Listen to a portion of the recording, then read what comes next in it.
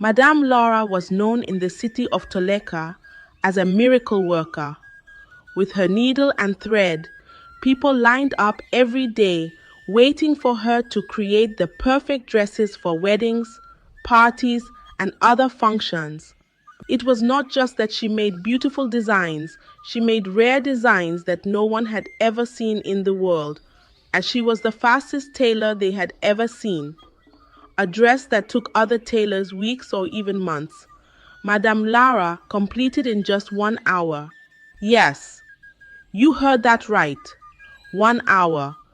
You would come into her shop. She would take your measurements, and by the time you returned, your outfit with a rare design that no one else had was ready for you. Or sometimes you could sit there and wait while she sewed your clothes.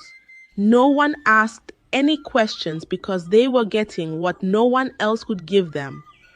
But there was one rule: you must never, under any circumstance, try on your clothes in her shop. Madame Laura's tailoring shop stood at the edge of a bustling market filled with vendors selling vibrant fabrics, fresh produce, and aromatic spices. The market buzzed with the sound of merchants calling out their wares, children laughing, and the rhythmic clinking of tools. Her reputation was legendary. People traveled from far and wide to have her create custom dresses that were unlike anything they had ever worn before. It wasn't just her designs that drew people in, it was her speed. Madame Laura could do it within an hour.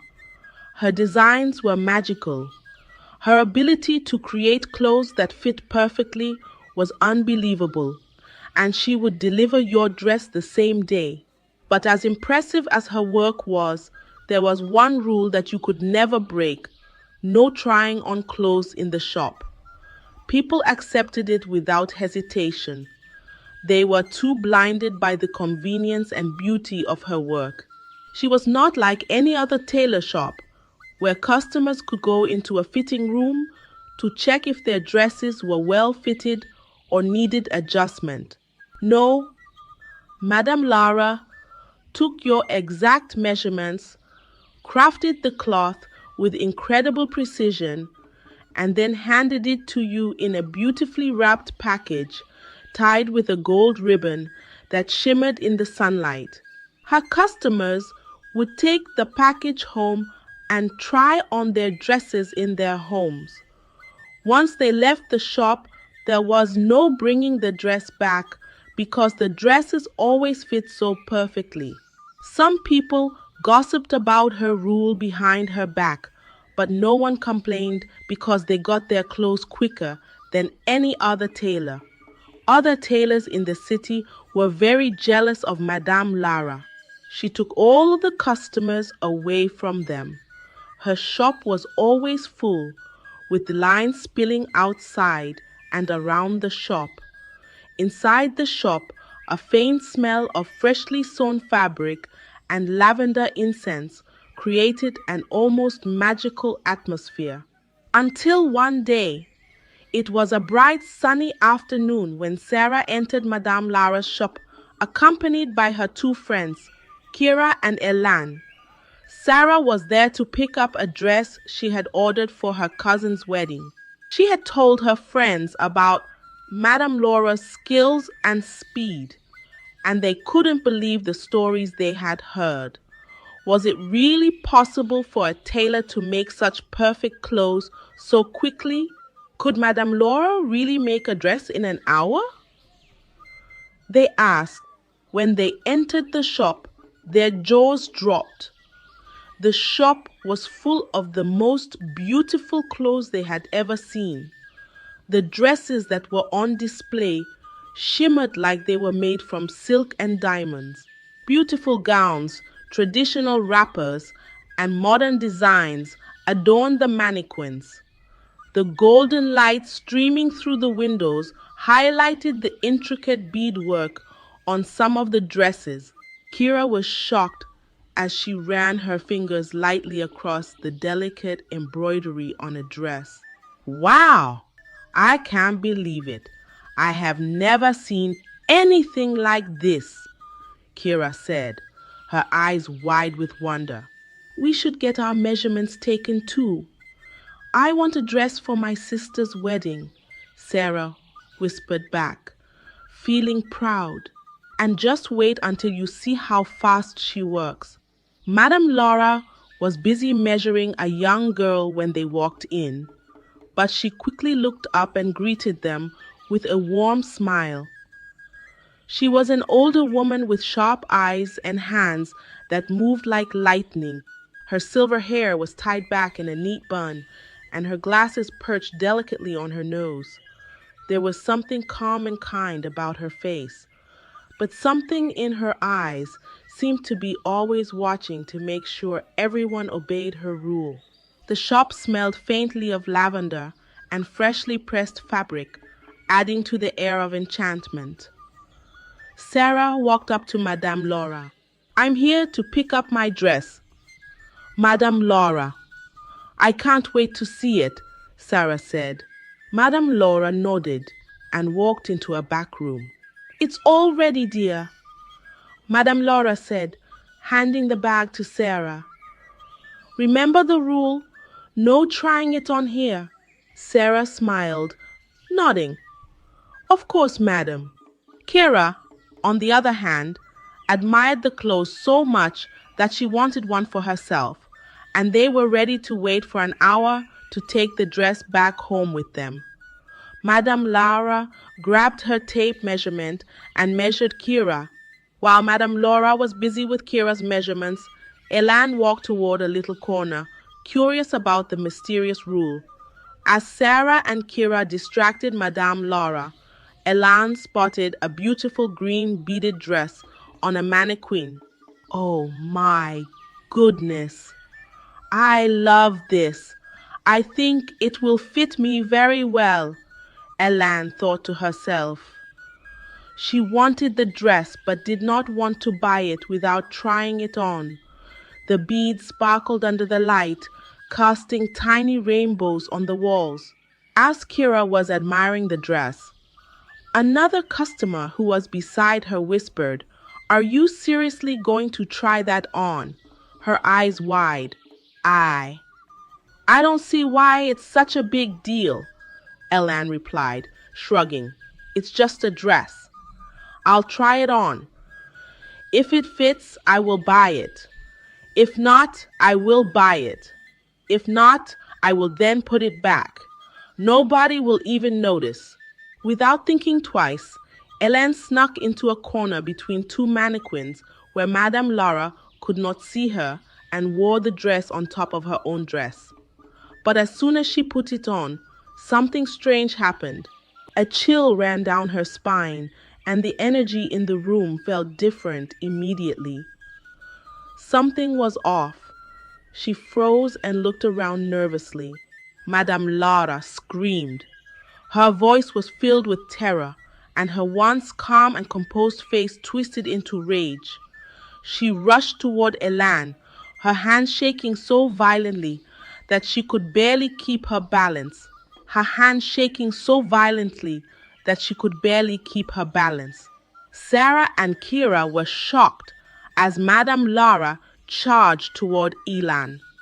She pushed everything and everyone out of her way. "What have you done?" Madame Laura screamed, pulling the dress off Elan's shoulders with trembling hands.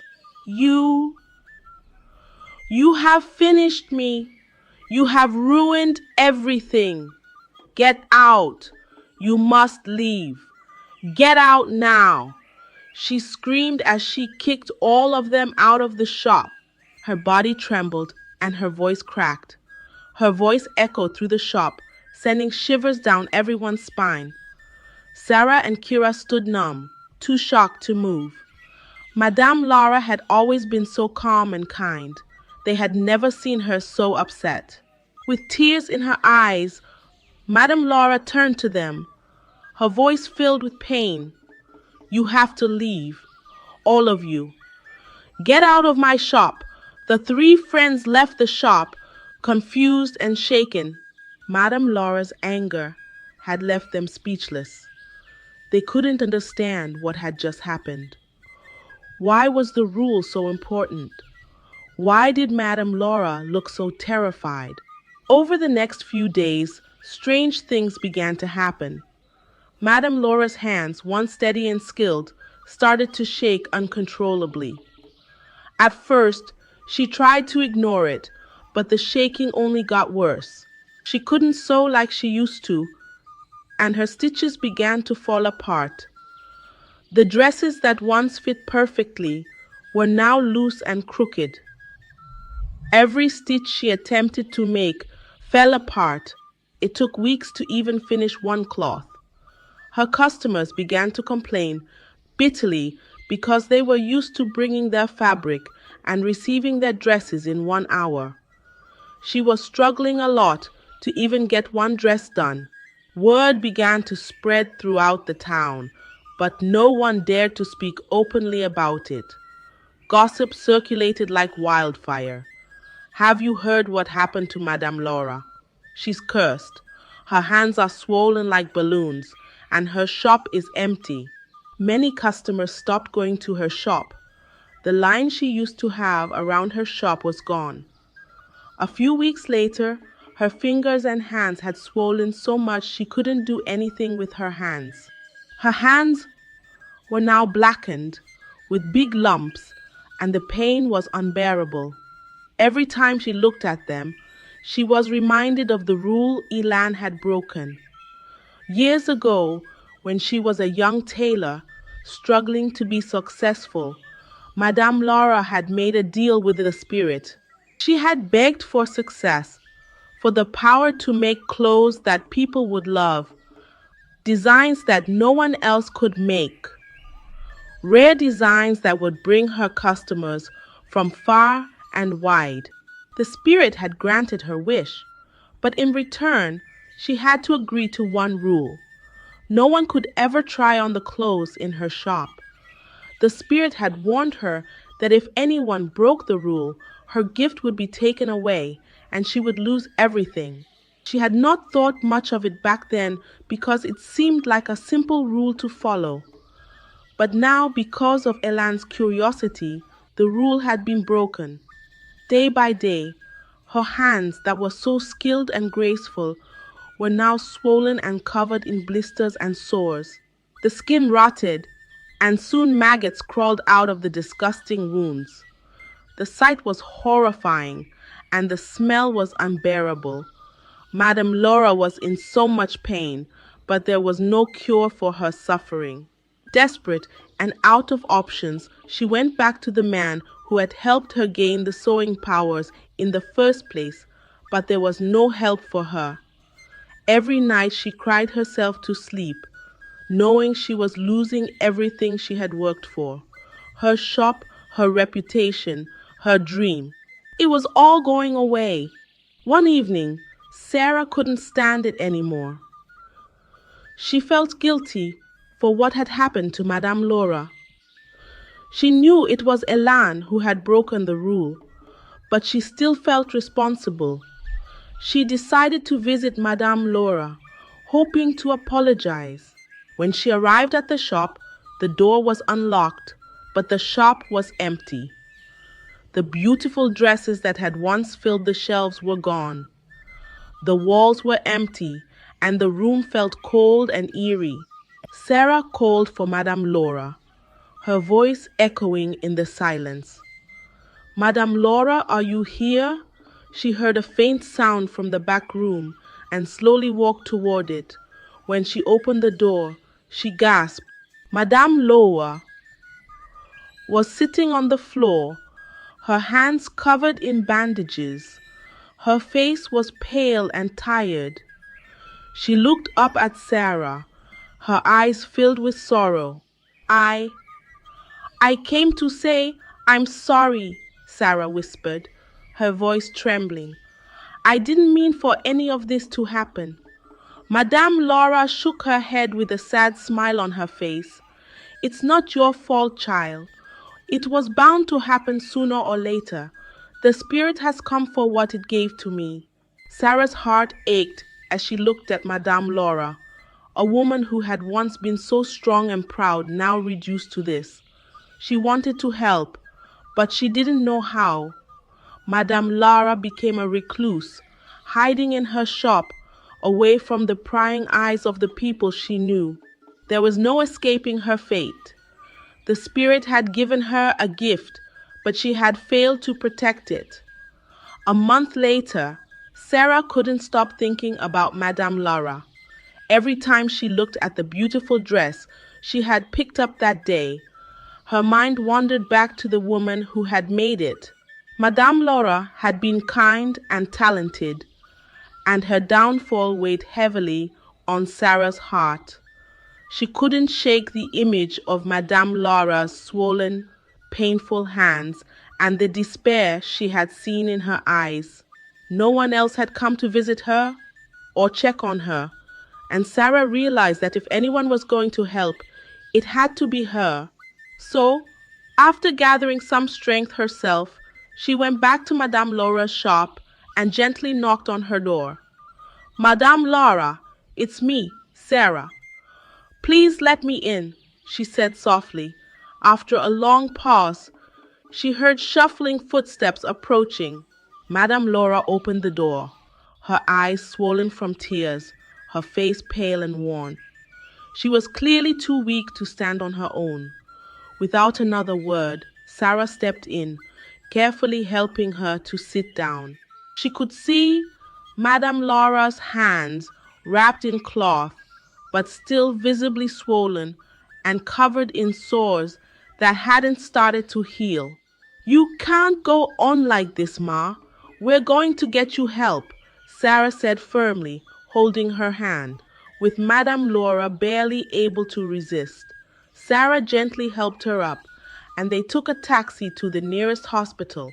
When they arrived, the doctors were stunned by the sight of her inflamed, damaged hands. They examined her carefully, whispering among themselves. This level of swelling and sores was something they had rarely seen, and it made them wonder if something deeper was going on. What could have caused this? One of the doctors murmured as they began to treat the sores with the strongest ointments and medications they had. Despite their best efforts, Madame Laura's hands didn't respond quickly to the treatments. Days passed, but the wounds remained stubbornly unhealed, as though an invisible weight kept them from improving. Feeling helpless but determined, Sarah decided it was time to bring in more than just medical support. She knew Madame Laura had always been deeply spiritual, so she reached out to a few pastors she knew from her church. Explaining the situation to them, they agreed to come and pray for Madame Lara. The pastors arrived at Madame Lara's room early the next morning. With anointing oil, they began to pray fervently over her, seeking to break any curse that might have been cast upon her. Every day, Sarah sat with Madame Laura through every session of prayer and treatment, encouraging her to stay strong. The pastors prayed over her hands, her heart, and her mind, lifting her spirit each time they spoke. They even prayed over the entire shop, moving from room to room, blessing each corner to get rid of any lingering darkness. The praying continued for days, with Sarah staying close, giving comfort and reassurance. Slowly, the swelling in Madame Laura's hands began to decrease, and the sores started to close up. The doctors, witnessing the surprising recovery, were stunned. They knew it was a miracle, and Madame Lara herself was very surprised to see her hands gradually returning to normal. For the first time in weeks, she could move her fingers without pain, and the sores had almost completely faded. The curse had finally been lifted, and Madame Laura's health was restored. Once she was fully healed, Sarah gently suggested that it might be time for Madame Laura to reopen her tailor shop.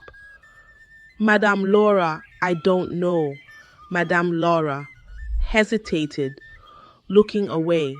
After everything that's happened, I doubt anyone would want to come back. People are probably too afraid or angry to step foot in that place again. Sarah understood her fear, but she wasn't ready to give up on the shop that had been a part of their lives for so long. Let me help you, Sarah urged, placing a hand on Madame Laura's shoulder. We can make a fresh start. I'll stand in as the new owner, and you can work alongside me. We will show people that the shop is safe, that the rules are gone. They can try on their clothes in the shop. Madame Laura still looked unsure, but Sarah's persistence gave her some courage. They decided to go back to the shop together, with Sarah ready to take charge and bring back their old customers.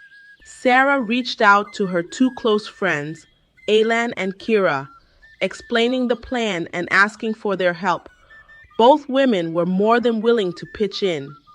For the first few weeks, Sarah, Elan, and Kira worked tirelessly to convince people to return to the shop. They assured everyone that Madame Laura was doing well, that no harm would come to anyone who visited the shop, and that the old rules were gone for good. The shop was open and welcoming, with a new look and no rules. Madame Laura, though a bit nervous, started to join in with her sewing skills, assisting Sarah as her quiet partner. At first, customers were hesitant, peeking into the shop, but not fully stepping inside. Some would look around and whisper to each other, uncertain about whether the curse was truly gone. Sarah remained patient and welcoming, greeting everyone with warmth and inviting them to try the shop's services again. She and her friends assured the customers that nothing strange would happen and that Madame Laura was just a regular tailor who had gone through a tough time. As time passed, the persistence of Sarah and her friends began to pay off. Slowly but surely, people returned, placing orders and trusting the shop once more. Surprisingly to them, Madame Laura was still very great at making rare and stunning designs. But Madame Laura needed days to make each outfit. The customers were happy with it because they got beautiful designs that no other tailor in the town could make. Sarah hired more tailors so the customers could get their outfits faster. It was as if a fresh energy had washed over the place, restoring life to the once feared tailor shop.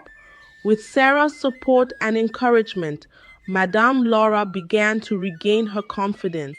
Though she wasn't the face of the shop anymore, she was grateful to be a part of it. Seeing the business thrive once again together, Sarah, Madame Laura, and the team rebuilt the shop's reputation. Eventually, the shop became busier than ever. Sarah's persistence and dedication paid off, and people from all over town returned, trusting in the shop's new management and the warmth that filled the place.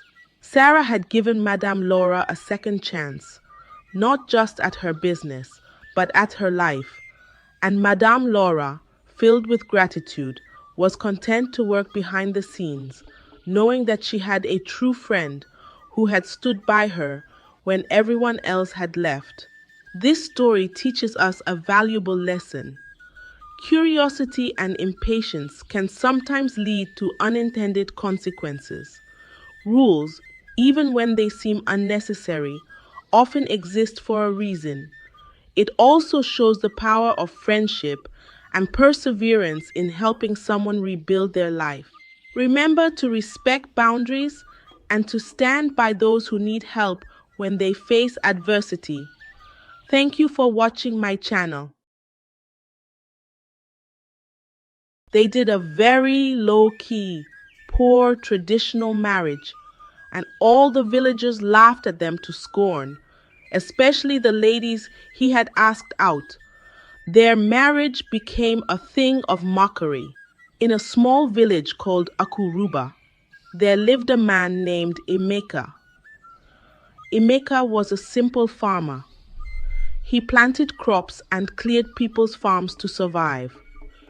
His family was so poor that even the poor in the village called them poor. He was the only child of Grandma and Grandpa Obi. In his entire lifetime, all Grandpa Obi had achieved was an old bicycle, which he still rides, his pride and joy, despite its rusty frame and squeaky pedals. Grandpa Obi was nearly 85 years old, but was very strong and smart and still went to the farm. He was a very poor man, but was always a cheerful old man. He believed his son wouldn't end up poor like him, even though he didn't know how. He often sang old folk songs while working, which gave him a reputation as the village's cheerful elder. Some days, Emeka would cry, looking at their very old house, its cracked walls and leaking roof, his parents, and the fact that he couldn't do anything to help their situation.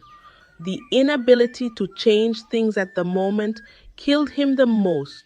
He couldn't even further his education and stopped at high school, but Grandpa would encourage him and tell him he would be a great man someday. Son, just do what you're doing. Don't stain your hands. Let your conscience be pure and keep working hard. One day, it will be your turn to shine. These words kept Emeka going. Each time he felt like giving up, he remembered his father's words and had a sense of hope to continue. Son, you know there's hope in a living dog than in a dead lion. Grandpa would often ask him, and he would answer, Yes, Papa. Grandpa's voice carried a conviction that always filled Emeka's heart with determination. At the age of 28, Emeka wanted a wife, but no one wanted him. All the ladies in the village laughed at him.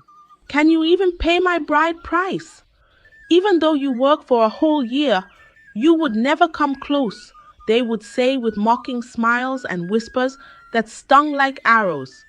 Some would call him poor and wretched and mock him, saying, Will you sell your father's old bicycle to pay my bride price?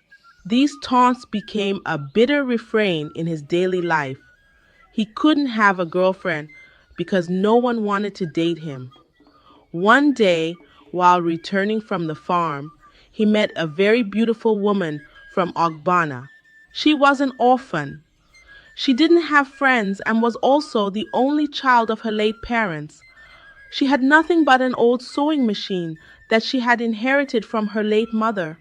With it, she mended people's clothes to survive, as she also fed from their small farm.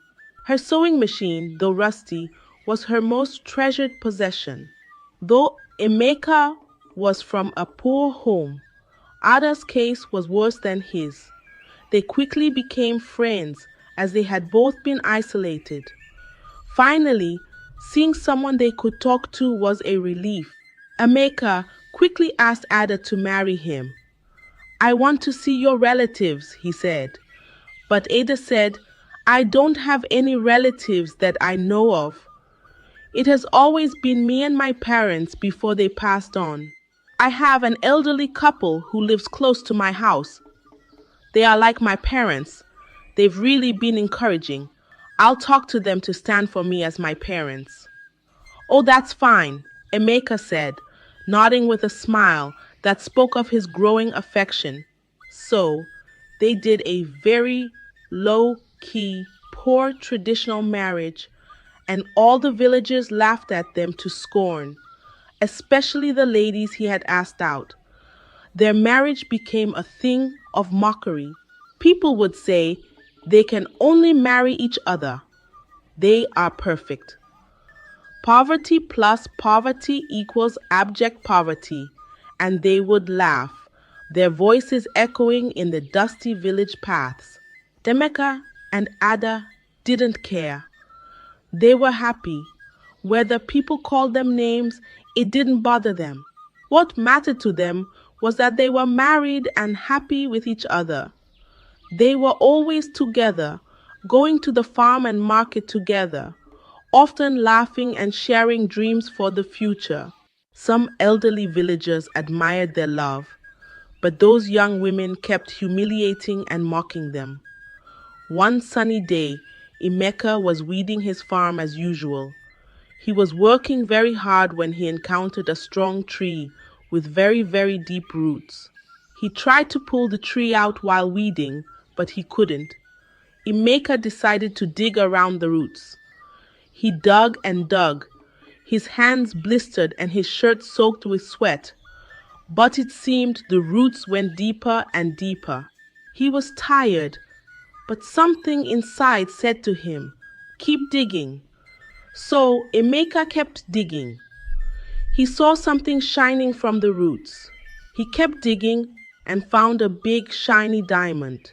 He quickly covered it with clothes and put it inside his tool bag. Then he pulled out the tree and ran home, his heart pounding with excitement. Emeka ran straight to his father. Emeka showed the diamond to his father. His father's eyes widened in shock and happiness. "Do you know what this is, son?" "It's a diamond," his father said, "but we must not tell anyone. Let it remain within the walls of this house." "Son, do you know what this means? This is a fortune if we sell it." Emeka didn't really know the worth of the diamond, but Grandpa knew. Grandpa's hands trembled as he held the stone, a symbol of hope for their family.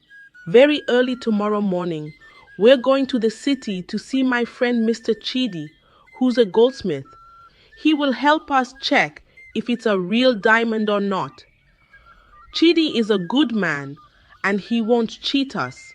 That night, Grandpa called Mr. Chidi and explained everything to him, and they arranged to meet the next day. Early the next morning, Emeka and his father set out for the city. When Mr. Chidi saw the diamond, he screamed, "This is worth billions!"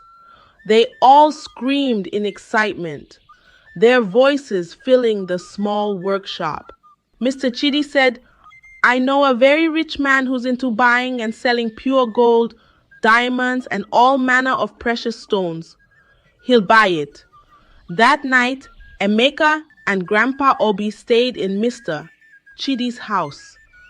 They spent the night discussing and making plans, their excitement barely contained. The next day, they went to the rich man's house. The rich man was very happy when he saw the diamond. He knew it was a real one, and so he bought the diamond quickly and paid them a huge amount of money. Emeka and his family became billionaires in one day. With the help of Mr. Chidi, they bought a beautiful house in the city. Emeka went back to the village to bring his wife and mother to their new home in the city. Ada was sent to a big fashion school in the city. After 1 year and 6 months, she graduated as the best student and started her own fashion house. Many apprentices came to learn from her. Emeka also started a furniture business. He had always loved the furniture business, but he never had the money to start it. Now he was very successful at it. One day, Emeka's father said to him, "My son, we are old and not used to this city life. We want to go back to our village and live in our house. That's where we belong, and that's where we want to be buried. You and your wife can stay in the city. But please, when we join our ancestors, don't abandon the village. Visit the house with your children, don't isolate it." Emeka replied, "I've heard you, Papa, but you're not going back to that old house. Give me 3 months so we can transform the house." The building started, and the villagers were surprised. Nobody knew what was happening. In 3 months, Emeka built a beautiful mansion in the village for his parents. When they arrived in the village, they came in a very beautiful jeep. The entire village was in awe. The maidens who had mocked Emeka shouted in shock and regret. Che, it's not good to write anybody off, they said. God can change anybody. Emeka and his wife spent a week with his parents in the village before returning to the city. They took good care of Grandpa and Grandma, sending them a weekly allowance. His parents never worked again and lived happily. 5 years later, they died peacefully at a good old age. As they had promised, Emeka and his family visited the village every year, especially during Christmas. They employed someone to take care of the house at the village, and so they lived. Emeka's journey teaches us to never judge anyone by their current situation. Life can humble those who mock and uplift those who persevere. Today's struggles may lead to tomorrow's triumphs if we remain resilient and hopeful. Mockery only reflects a lack of understanding of life's transformative power. Treat everyone with respect because no one's destiny is fixed. Trust that hard work and faith can turn any story around. Thank you for watching my channel. Stay hopeful and keep believing. Once upon a time, 5 young women, all dressed in their NIS uniforms, were deployed to an African village named Oreo. The village was a wonder. The air smelled of ripe fruits, the trees danced in the breeze, and the hills stood like giant gods watching over the land. The villagers welcomed the corpers with wide smiles, bringing gifts of yam, plantain, and cloth. The corpers felt like queens. The villagers told them, "You are welcome here, but remember, our culture is sacred. Respect our ways, and you will live in peace." The king, a wise man with a beard as white as cotton, invited them to his palace. The grand mud palace, decorated with carved patterns of ancestral stories, was the pride of Oreo. He sat on his throne, surrounded by elders. His voice was strong, like thunder before rain. "My daughters," he said, "this is a land of rules. Obey them, and you will be safe. But one thing you must never do: never enter the forbidden forest. That place is not for humans, it is sacred." The corpers nodded, their faces serious. But as soon as they left the palace, they whispered among themselves. "Do you believe those stories about the forest, Amara?" the leader of the group asked. Another corper, Ifoma, rolled her eyes. Ifoma rolled her eyes. "It's just to scare us. Every village has tales like this."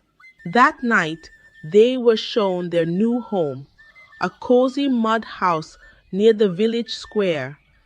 The scent of freshly cut firewood lingered in the air. The villagers treated them like royalty. Food was brought to their doorstep, and the people greeted them with respect. As the moon climbed the sky, the corpers gathered outside the house, their faces lit by the silver light. They could hear villagers laughing and singing in the distance, the sound blending with the soft chirping of crickets. "This place is beautiful," Amara said, looking around. But deep in her heart, the king's words echoed. "The forbidden forest," echoed, "the forbidden forest." What could be so dangerous about a forest? The night passed peacefully, but little did they know their curiosity would soon lead them down a path they could never return from. The moon was round and bright, hanging in the sky like a golden calabash. The village square buzzed with excitement as people gathered to hear the night tale. The corpers, dressed in their night wrappers, sat among the villagers, their faces glowing with curiosity.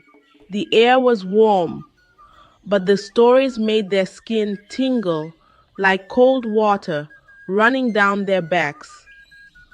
Nearby, a bonfire crackled softly, sending sparks spiraling into the dark sky. A little girl, no older than 10, stepped forward. Her name was Enkim, and her voice was small but strong. Tonight, she began, I will tell you about the forbidden forest. The crowd leaned in closer, the corpers included. Ankem's eyes sparkled like stars as she spoke. The forest is alive, she said. It has eyes that see everything. If you go deep into it, you will find a tree bigger than a house. If you touch it, the tree will take you back to the entrance. But those who go too far never come back the same. The villagers nodded, murmuring in agreement. But the corpers exchanged glances, their minds spinning with curiosity. That's not all, Enkem continued. Some say they've seen creatures, headless men, women with glowing eyes, and spirits who sing songs that make you forget your name. The villagers shuddered, but Amara, the leader of the corpers, smiled. Her smile was small, like the first crack in an egg. What nonsense, she whispered to her team. After the tale, the villagers clapped and began to leave, but the corpers stayed behind, their hearts racing. That was just a story to scare us, Amara said, her voice firm. Ifoma frowned. But what if it's real? The king warned us. Amara laughed softly, her voice like a songbird mocking the storm. Think about it, she said. If the forest is so dangerous, why hasn't anyone seen these creatures outside it? They're just trying to keep us away from something. The others hesitated, but Amara's words were like a spark in dry grass. One by one, they nodded. Well, we'll go in the morning, Amara decided. Just a quick look. No one will even know. The night felt longer than usual. As they lay in bed, their minds were filled with thoughts of the forest. The corpers didn't know it yet, but their footsteps were already echoing in a place they weren't meant to tread. Time passed, and the corpers became part of the village. They taught in the school, supervised the king's farms, and lived peacefully among the people. They no longer spoke about the forbidden forest. The villagers adored them, and the corpers enjoyed their stay. Days turned to months, and soon it was almost a year since they arrived. With just 1 week left before their service was over, Amara sat under the big tree near their quarters, lost in thought. The shade of the tree was cool, and its roots sprawled like veins over the dry earth. The others were packing their belongings and preparing to leave, but Amara's mind was elsewhere. It doesn't feel right, she said suddenly. The others looked at her. What doesn't feel right? Ifoma asked, zipping up her trousers. Leaving here without seeing the forbidden forest, Amara replied, her voice low and firm. The others exchanged uneasy glances. But we promised not to go there, said Adaze, one of the corpers. Amara smiled faintly. We've been here for a year. We've followed every rule, done everything right. Don't you want to see if the stories are true, just for ourselves? No one has to know. The others hesitated, but Amara's words were tempting. Finally, they nodded reluctantly. Fine, Ifoma said, but how will we find the way? That evening, they called Ninkem, the little girl with the sharp eyes and quick tongue. She stood before them, clutching her doll, her face serious. The doll, handmade with straw and fabric scraps, had one button eye and a faint smile sewn onto its face. Kem held it tightly, as though drawing courage from it. Kem held it tightly. We need your help. The little girl frowned, her brows knitting together. Help with what? We want to know the way to the forest, Amara said, her voice soft and careful.